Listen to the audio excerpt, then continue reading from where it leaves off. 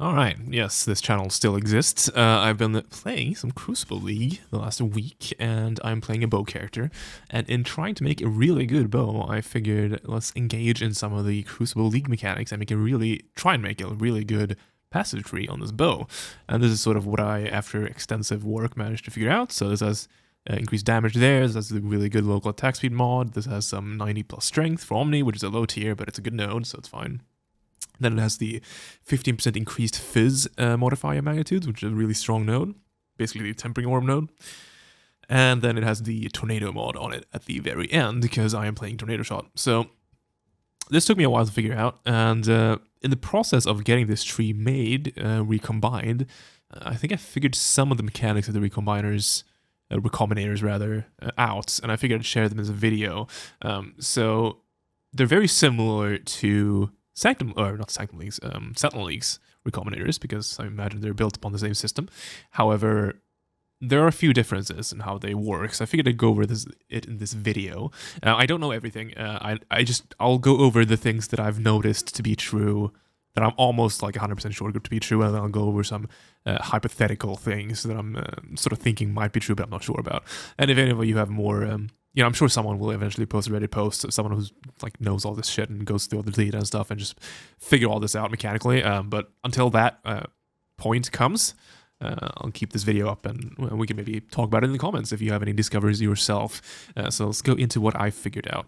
Alright, so here are some pictures of some of the trees I used in order to make my bows tree, and we'll use these to show some examples of the things I've noticed in recombinators. So the Crucible recombinators seem to work very similarly to the Sentinel recombinators, only rotated 90 degrees. So where, if you get what I mean, so where the Sentinel ones go through the item from top to bottom, going through the prefixes and suffixes and pulling those together individually, this one goes sideways. So they divide the item mods, the Crucible mods like this on both trees, and then they pull the different columns together and select out of those. And there are a few rules to this, right? So the Crucible nodes can never move, so this attack speed node, no matter what, is never going to move to another one of these nodes or another position on this tree. And the only the only points that can be selected on the tree follow the guideline of this this thing here right here. So this is the full passive tree if I just draw it in like that. So they can only follow this grid. Right, they can't move. There can never be a passive node up here. There can never be one here. If you get what I mean, it's always going to be within these, however many mods these are. So, following those, we can extrapolate some things. So they're never going to be nodes because of that. They go like this. It's always going to be diagonal no matter what. There's also never going to be a connection that goes vertically like that, because that doesn't match up with the way these connect up. This one has some connections right here missing, but basically it could be like that, But they're never going to be vertical, and they're never going to be horizontal. Okay, and they can never move, which is an important one. And then the way I imagine this working is that each column's mods, they get put into a pool of item mods, similar to the way recombinators from Sentinel did, and then they look at what was already made, because these get made into sequence, right? So that goes 1, 2, 3, 4, 5, and then goes like this. Goes like this, right? So it looks at what's been made in the past, in the Crucible Pass tree. So it looks at the results from the previous columns, and then it makes sure that whatever it selects out of the mod pool matches and can connect to the previously already selected ones. And then it basically selects a certain number of the mods that are in the mod pool of that column, and then it puts those on the item. So there's also probably going to be some affinity to the ones you've actually spec'd. I don't know how much at all that changes things. I don't know if it changes like the nodes themselves, how much likely those would show up, or the pathing. I don't know. I'm going to leave that to someone smarter than me to figure out. But what I've noticed is that the way I picture the actual selection process working is something akin to this, right? So you split this up into a grid. In reality, it follows the Crucible grid, so in reality, these don't really exist through here, but I'm just doing this because it's easy to demonstrate, right? So that's a grid. Very, very straight lines here. That's a grid. Okay, so we look at the item like this. And then we go, let's go column by column and just look at how I got this result right here. So In the first row, again, that's a 50-50. No need to really consider that. It's just the same shit. You just lose the die roll. Maybe I had some more odds because I had this one spec'd, but who knows. But yeah, this one got carried over. For the second row, so it has this one active. So both of those go in the mod pool. So that's 2 mods in the mod pool in those 2 positions. Then we look at the similar ones in the other tree. So there's this one right here that gets put in the pool. And then I also believe this mod, this thing right here gets put into the mod pool, this empty space. So there's an empty mod right there that can be carried over. So we have a mod pool of 3 notables, or 3 mods, and then 1 empty slot. And again, these cannot move, so the empty spot is always going to be in this spot. So that means that if the result carries over this attack speed, it's never going to have an empty spot up here, for example, because this empty spot can't move. So if the attack speed gets carried over, it's always going to be 2 nodes, and it's always going to be, a node above it if it's like 2 nodes. So we have this in the pool. It looks into the passive tree here, so we have this node, and then how much can I connect to it? It says before choosing the mods, and the only connections possible are these 2. So those 2 are active. And then there's some process here, and this is one of the parts that I really am not sure about, where it selects how many of this mod pool is going to pick, right? So in this case, it only selected 1. It could also have selected 2 with how this is set up. Yeah, it's difficult to tell with this one, because given that we are assuming the empty spot gets added into the mod pool, it could have also selected 2 here, and then just had the empty spot rolled on the bottom one. So we're actually not sure. But I imagine the way the selection process probably works somewhat similarly to the way Sentinel's recombinators worked, where depending on how many mods were in the pool of prefix or suffixes, there were different percentages of it picking a certain number of mods. So if there were, say, 5 prefixes in the pool, you had a 50% chance to choose 3 of those mods for the final item. This is the way, this is from the Sentinel recombinator sort of reveal post, and I imagine there's something similar at work here with these recombinators to where how many of these it selects, right? But this is the way I picture it working. I'm not sure about this entire process, but this is the way, this makes sense with the result I've seen, and it's sort of kind of interesting, right? So let's use this methodology on the 3rd row and the 4th row, and we'll see what happened here. So let's do like that. Okay, so let's do the 3rd row. So the 3rd row, we have a node in this spot, so that one gets put in the pool. Then we have a node then we look at this same corresponding spot on the other tree for the donor bow. So that will be this spot right here. So we get an empty spot in the pool. Then we have a node up here on the donor bow. So that also gets put in the pool. And that means that we also get another empty spot, because this is the corresponding grid place up there. So we have 2 empty spots and 2 nodes. So then we look at, in the 3rd row here, the tree looks at, oh, hey, what can I connect with this, given that these 2 are what I've made. So again, this is only 1, so we can only ever connect 2 to this one. So there's only these 2 possible slots we can connect to. Lucky for us, those are both things we have mods in.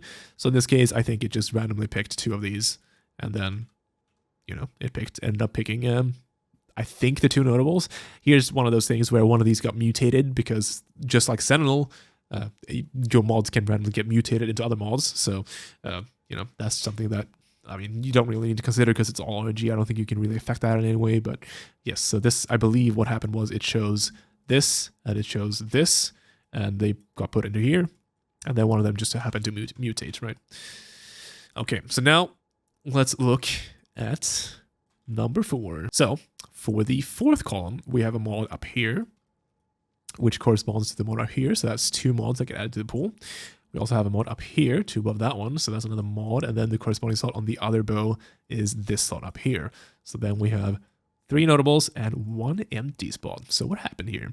So now we have this spot. So the recombinator looks at this and says, I have made these 3 steps. Which spots are active to be put onto here? So which slots can get rolled on? And that will be these 3 slots, because these are the only ones these 2 can connect to, because of this pattern, right? You see that these 2 would be the 2 nodes up here, and then this possibility of getting a node here, and then these 2 would be the connection points. Yep. Okay, so these 3 are active. Then we look at the mods we have. So we don't actually have a node in this spot right here, right? Because our only nodes are in these 2 spots. So we can remove that one. So these 2 are only choices. Now we have 4 mods in the pool. Again, it's doing something similar to this, where it chooses how many mods of this to put on the item. Apparently, it chose to just put 1 mod on the item. So it chose 1 mod, and then it ended up just like randomly picking the empty spot, which was this one. And it chose this one, and this is, basically it chose that one, which goes here, and then there's an empty spot here, which means that we don't have a tree, and because there's no fourth row, I don't think it even does anything for the fifth row because there's nothing to connect to, so it just insta fails that stage. So that's why the fourth and fifth row got deleted on this tree. So it makes sense, right? Exactly, if this is exactly how it works, I'm not sure, and especially the specifics on how the percentages on how many mods it picks from the mod pool. Again, I'm not sure. Again, we can do something similar here on the third row on this recombine, right? So on this recombinator, let's look at the third row. So this is the result, and these are the two I mashed together. So for the third row here, we have this one active, this one active, this one active. So that's those three in the mod pool. Then we have, so we do the corresponding ones on the other side. So that means this one's active. So that's another mod that gets put into the mod pool because that one has a mod on it. And then this one. So again, that one gets active and that one has a mod on it. So that one gets put in the mod pool. Then we have this node right here. And that means this one active, so there's a nothing. There's a null. Okay, then it looks at this tree and it looks into which slots are active or which could be put points into. So again, it'll be these three slots right here, which are possibilities to put things in. And in this case, we actually have things in all three of these, which is kind of cool. So, these are all possibilities. And then it does ye old roll, where there seem to be 6 mods in this pool. Or 5 if it doesn't count the nothing, but I'm pretty sure it does count the nothing. So it chooses something like that and ended up picking that it's only carrying over either 1 or 2. So it could have either picked that this one carried over or that one and this empty node carried over, because both of those obviously correspond to here. So that's what happened here, and that's why these two end up disappearing. And then for the fourth one, what ended up happening with the fourth one is sort of interesting. Sort of, I mean, it all matches up. You'll kind of get what I mean here. So for the fourth one, we have a node here, a node here, a node here. So we have 3 nodes right off the bat. And then that means that this is -1, -2, -3. So it's 3 below mid. So it's actually over here in another row. So that means that one is there, which is an empty. 2 above that, that's another empty. And then the one here is right up here. So that's another empty. So we have 3 nodes and 3 empty ones for the mod pool. And then it looks here, okay, what is possible to connect to this one, right? It only has 2 connection points. So it's only this and this that can get connected to, okay? So we look at what we have here. So what are the possibilities? So that means that this spot and this spot just don't get anything, right? Because these are like down here and up here. So those mods are already gone. So that means that we lose out on 2 of our mods and 2 of our X's. So already we're only down to 1 mod or nothing, right?